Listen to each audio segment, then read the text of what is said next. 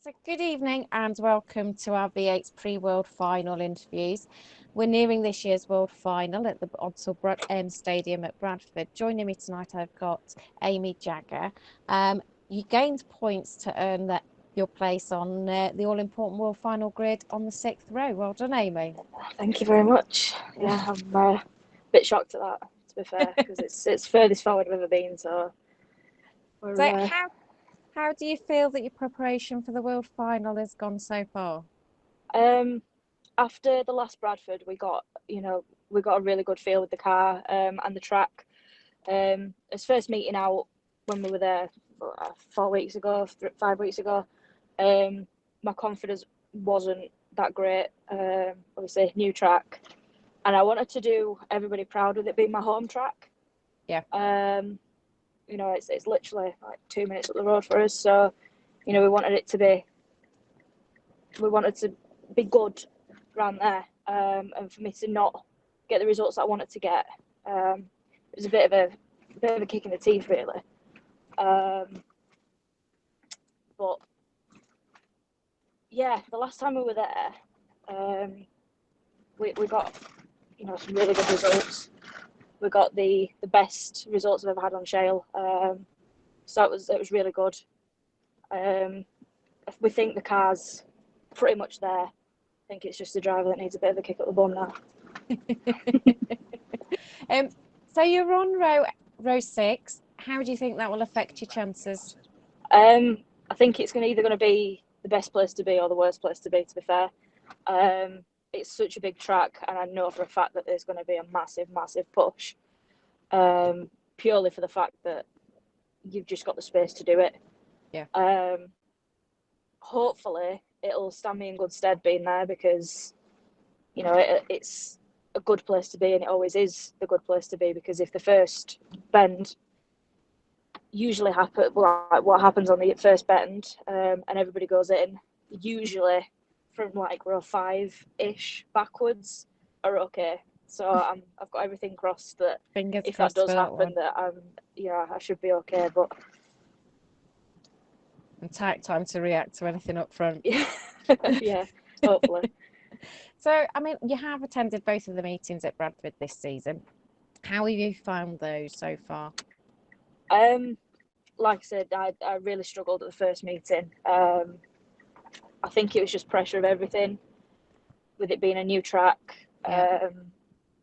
The first time for everybody there, and with it being my home track, it was massive pressure for me for to just do everybody proud, because it was my granddad's favourite track and I wanted to love it so much. And at the end of the meeting, when I'd not done as well as I thought I was going to do, I was sort of like a bit upset at the fact that I'd not loved it as much as I wanted to. But then getting back out there and actually having the car set up to how the track is, and just having more confidence in it, I absolutely loved it. It's getting up to be one of my favourite tracks, if not the favourite shale track so far.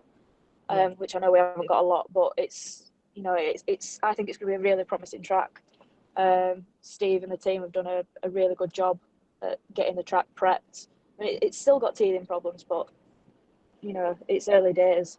But hopefully by the World Final, everything's going to be absolutely fantastic. The first race was quite wet, and everybody seemed to struggle with it, but my car for some reason just seemed to go around, and it really proved itself on that meeting, to be fair, because if it wasn't for bad luck in the final, could have had some decent points. I mean, I did anyway, because I think I got 5th or 6th or something like that, and then finished with quite a few points that day. So yeah, I'm really looking forward to it now. I just want to get out there and get it done. Have you had to change the car setup at all to get in preparation for it? Surprisingly not, no. People think that there is quite a bit to do to a car to turn it into a shale car. But we've found that just altering tyres, and a few little bits here and there, nothing major like moving the axle forward or backwards, whatever. It's quite easy for us, to be fair. Luke and PJ made that car to be as easy as possible to be able to surface car, and it's really proven itself. Yeah. So big shout out to them, really, because if it wasn't for how easy they'd made the car to set up and all their help and everything, along with Ian Sturck and everybody else that helps out along the way, we wouldn't be as clued up as what we are with the car. Yeah. So it's fairly easy to change around, really. Good. So, I mean, what are your thoughts on the grid? I genuinely think it could be anybody's. Yeah. Really do. It's so hard to tell at the minute because we've got so many good, talented drivers up at the front and bringing up the rear as well, that are consistently fast on shale. They may not be getting the results that they want, but they're consistently fast. And, I genuinely think it could be anybody's this year.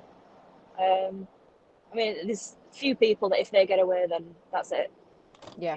They'll have walked all over it, I think. But, if I think it could be a good battle. I really do. So, I mean, who do you feel has the best chance of winning that race this year?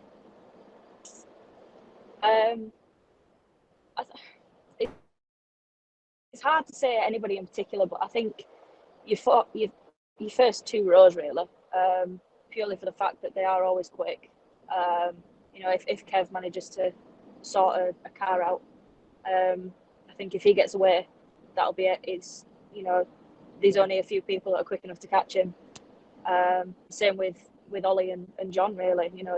And Steve, everybody on those first two rows, if they get away, then I don't think there'll be much catching. Yeah. I mean, you've mentioned that, you want this to be one of your favourite tracks. So, I mean, what would winning mean to you? Oh, I mean everything.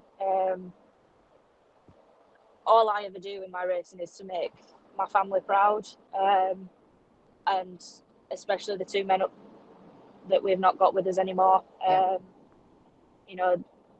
I always sort of sit and wonder after a meeting, like what would they thought, what would they, I know they'd both be there. They'd be at every single meeting they could do because that's just what they were. That my dad's dad absolutely adored him racing, and I think he'd have loved it if he'd have been able to see me racing. But that's it. If I don't think I'd be able to control myself if I won it personally. I'd be an absolute wreck. I really Emotional would. day. Yeah, because like I say, it's my home track. It was my granddad's favourite track. And I've hopefully got quite a few people coming to watch me on the 28th. So it could be a very emotional day. I think it's going to be an emotional day anyway. Yeah. Just with qualifying as far forward as I have done and getting into it basically. But yeah, I think I'd be an absolute mess. Well, I'm going to wish you all the best for Bradford. I'm not biased Thank or you very anything, much. so I don't really want you to win, but but I hope you do really well. Good luck with Thank it, you. and thanks for speaking with me. Thank you very much.